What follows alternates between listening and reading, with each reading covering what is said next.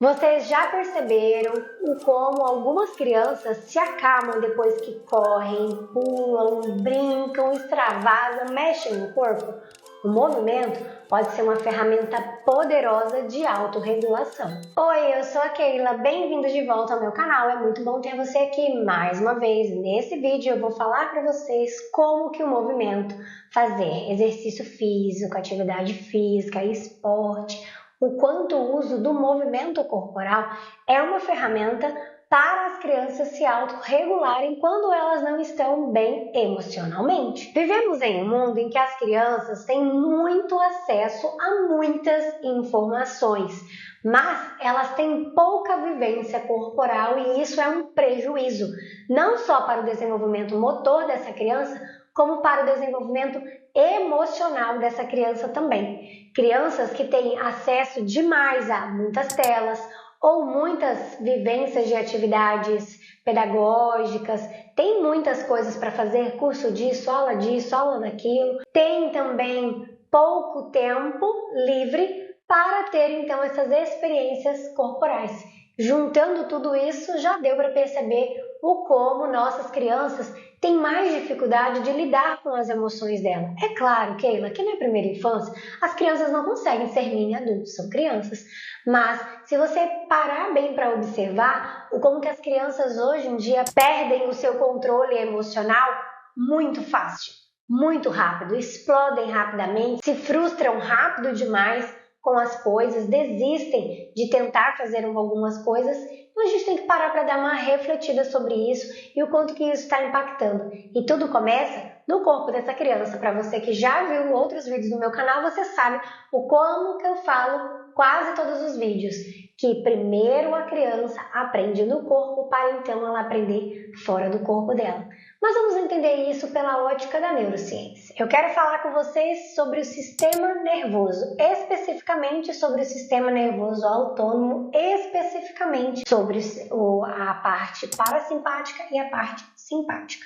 Vamos entender aí o que são cada uma e como que isso aí tem a ver com essa questão de se regular por meio do movimento. Então, o sistema simpático, ele tem a função de fuga, de luta, de ativação. É aquele sistema que é acionado quando vê que a gente está em perigo ou quando precisa que a gente lute. Então, é esse sistema que é acionado no momento de raiva e nervoso dessa criança, porque para ela é como se ela estivesse precisando lutar porque ela está frustrada, ela está chateada com alguma coisa.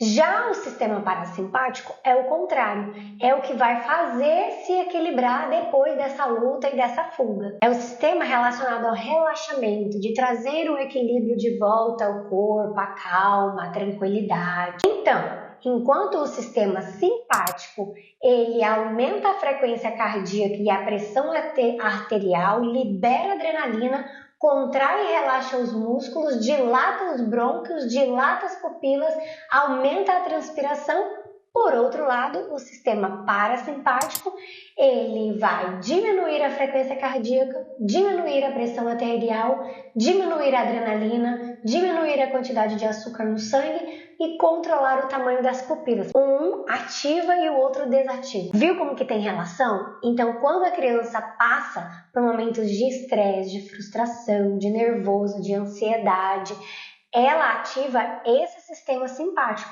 E quando a gente traz esse movimento para a criança, traz a questão de respiração, que tem a ver com questão de movimento corporal, concorda comigo? Vamos prestar atenção.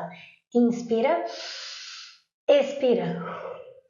Vira o movimento aqui que foi necessário para essa expiração e para essa inspiração e para essa expiração. Então a respiração também faz parte dessa questão de movimento, de trazer uma opção para ensinar essa criança a controlar esse nervoso em vez dela fazer outras coisas. Logo, o corpo é a primeira ferramenta para regulação emocional. Então, criança que não se movimenta não regula suas emoções. Criança com baixo repertório motor tem dificuldade de concentração. E crianças com corpo instável sentem-se insegura e mais ansiosas. E daí, quando a gente pega a criança nessas situações, nessas 3 situações que eu falei há pouco, o que a gente faz, nós adultos? A gente vai tentar resolver pelo cognitivo. Vai colocar mais regras, vai colocar mais tarefas, mais cobranças, mas será que esse é o caminho? Porque a solução não está em colocar mais peso na mente da criança, mas sim dar a possibilidade para que esse corpo aprenda a se organizar. Então, o movimento não é sobre somente força, lateralidade, coordenação motora, funções cognitivas ou saúde, bem-estar, WELS, mas o movimento também é sobre regulação emocional e autoconfiança. Tudo que eu falei até agora não é somente sobre crianças autistas, é sobre crianças.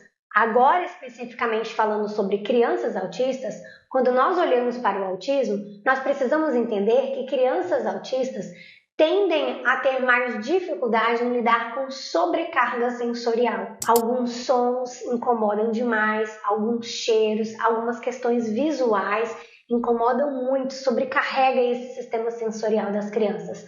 Logo, tende-se a ter mais crises, desregulação sensorial, agitação psicomotora, irritação, estresse e comportamentos desorganizados, comportamentos inadequados. Então, quando a gente olha para o autismo, a gente ainda tem que ter um olhinho a mais, pensar um pouquinho mais fora da caixa ainda, para auxiliar essas crianças a como se regular e a como voltar para si, vamos falar assim. Porque na criança autista há maior reatividade e sensibilidade no sistema nervoso dessa criança. Então, pequenos barulhinhos, pequenas coisinhas pode ser intenso para essa criança, como por exemplo o tique-tique do relógio. Para a gente pode ser imperceptível, mas para essa criança pode ser intenso demais.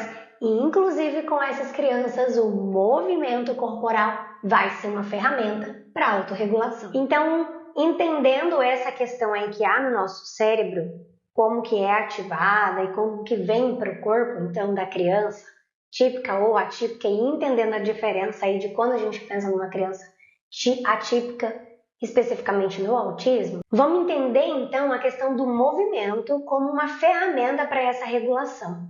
Quando a criança está movimentando, seja numa prática de exercício físico, de uma aula num esporte, de uma estimulação psicomotora, numa brincadeira, pulando, correndo, descendo, subindo, puxando, andando de bicicleta, enfim, o que está acontecendo ali? Aquele movimento está fazendo com que essa energia acumulada seja drenada e vai também ajudar esse cérebro a processar esse excesso de estímulo que há ali, porque está tendo um excesso ali, seja porque a criança se frustrou, porque ela não queria fazer daquele jeito, porque ela esperava que fosse daquela forma dentro da rotina e mudou, seja porque ela ficou estressada, nervosa, ansiosa, irritada com alguma coisa, há um excesso ali, nem que seja de uma emoção ou de uma espera, enfim, e aí essa criança precisa descarregar esse excesso que houve e o movimento vai auxiliar nessa parte, porque quando nós nos movimentamos a gente não termina assim, ufa, não é essa a sensação que a gente tem? É exatamente essa aí a sensação que vai trazer para essa criança. Isso porque o movimento vai trazer alguns bons benefícios para essa criança, para esse cérebro.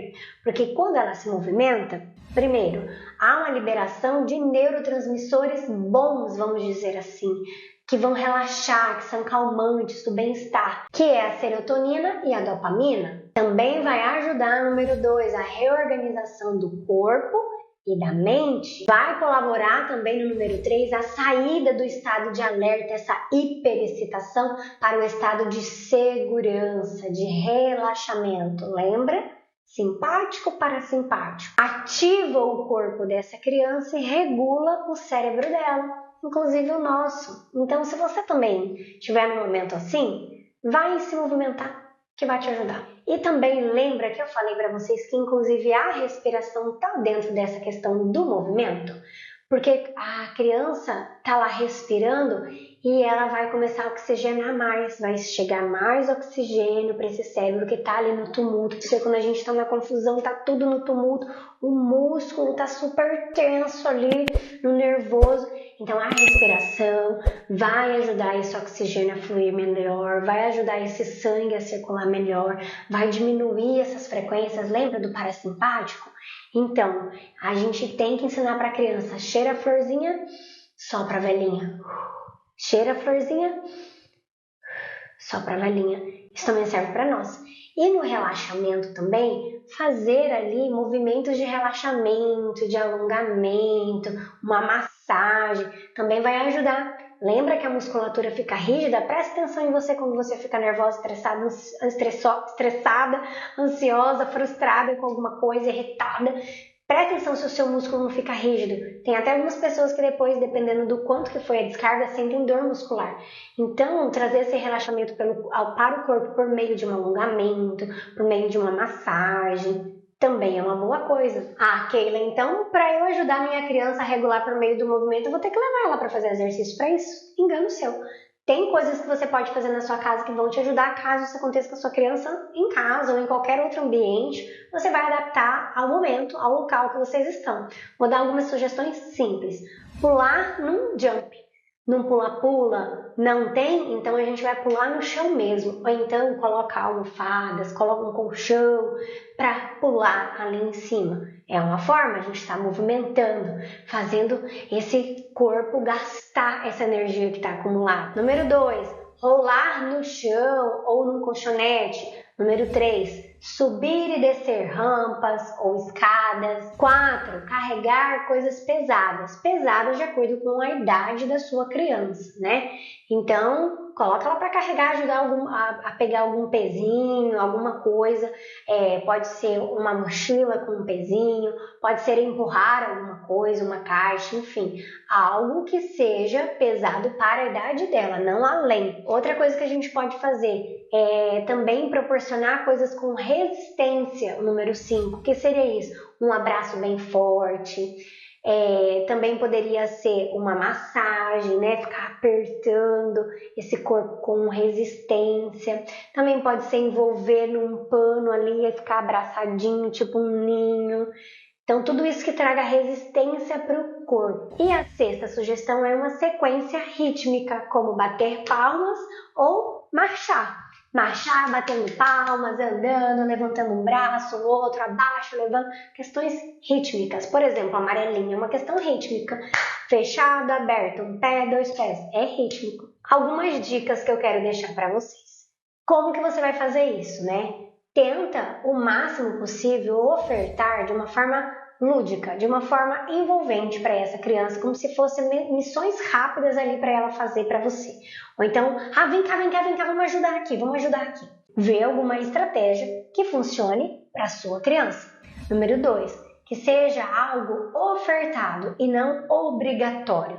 Você ofereça aquela possibilidade para aquela criança. Em vez de você gritar, ou em vez de você bater, ou em vez de você morder, ou em vez de jogar as coisas, você pode fazer tal coisa. Esse não é uma coisa legal de se fazer, né? E é pontual e é direto ali, porque tem um nervoso instalado, não adianta ficar gastando saliva falando. Resolve a situação ali e depois conversa para resolver aquilo que precisa. Então tem que ser algo que é para convidar a criança, não para obrigar ela a fazer daquele jeito. E 3, observe quais movimentos a sua criança procura espontaneamente quando ela fica nervosa. Porque de certa forma a gente acaba instintivamente procurando movimentar nesses momentos, não é? Não vai lá e corre, empurra as coisas, tem movimento ali. Então presta atenção o que essa criança faz. E aí, a partir do que ela faz, ela já está te falando qual é a necessidade do corpo dela naquele momento. E a última, que eu acabei já falando junto na primeira, precisa ser lúdico e acolhedora. Ao mesmo tempo que você está trazendo como uma brincadeira lá, para fazer uma missão, para cumprir ali alguma tarefa, tem que ser acolhedor e tem que ser lúdico para que essa criança se engaje e queira fazer aquilo. Principalmente quando a gente fala em primeira infância. E Keila, como que eu vou saber se deu certo? Quais são os efeitos que vocês precisam observar para ver se veio ali naquela criança, para então saber que funcionou realmente? Coloquei uma listinha aqui para eu não esquecer. Um primeiro efeito que vocês vão ver, que muitas crianças vão diminuir o tom da voz delas.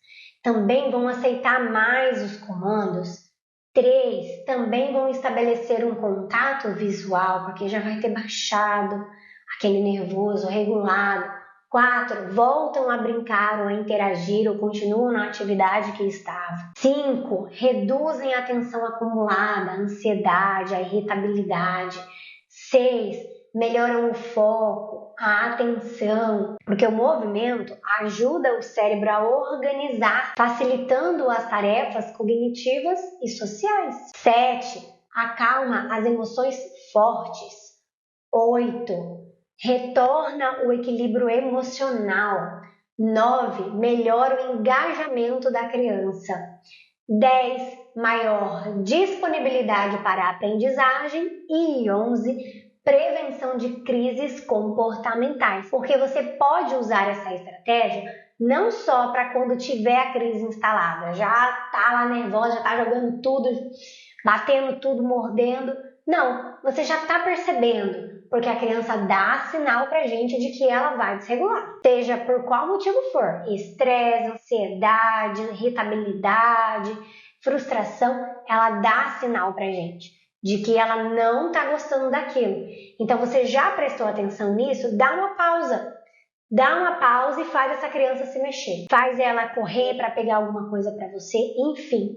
Vê a estratégia que é possível para você. Você viu que não necessariamente precisa estar numa aula de movimento, fazendo uma terapia motora para ver movimento? O fato de correr de um lugar para o outro, levar uma coisa pesada de um lado para o outro, já é alguma coisa. Então você pode usar isso antes que a crise venha, para evitar que a crise aconteça. E isso também, como eu já disse, vai te ajudar não somente com as crianças atípicas dentro do autismo, como com as crianças típicas também. Porque criança é criança, independente de ser típica ou atípica, vai ficar nervosa, vai ficar estressada, vai ficar frustrada. E o movimento vai auxiliar nessa regulação a nível de cérebro que vai vir em resultados no comportamento dessa criança. Então deu para entender que o movimento ele não é uma distração, não é simplesmente do pescoço para baixo, mexe, saúde, não. O movimento ele é regulação a nível de neurônio, a nível de cérebro, tá? Então ele ajuda na questão motora, sim, cognitiva, sim, social, sim, mas também nas questões emocionais, psíquicas, nessa questão de regulação emocional dessa criança, porque ela ainda está em fase de desenvolvimento, está aprendendo, e dentro do autismo há essa questão de alteração aí, de questões sensoriais que afetam fortemente o cérebro dessa criança. Eu deixei algumas diquinhas para você responsável, seja você terapeuta, professor, pai, mãe, tio, vovó da criança. Deixei algumas diquinhas para vocês lá na descrição do vídeo, tá? Espero que ajude, espero que esse vídeo tenha te ajudado e se você gostou dele, não se esqueça de deixar um like e já compartilha com quem precisa e eu te aguardo no próximo vídeo do meu canal. Tchau!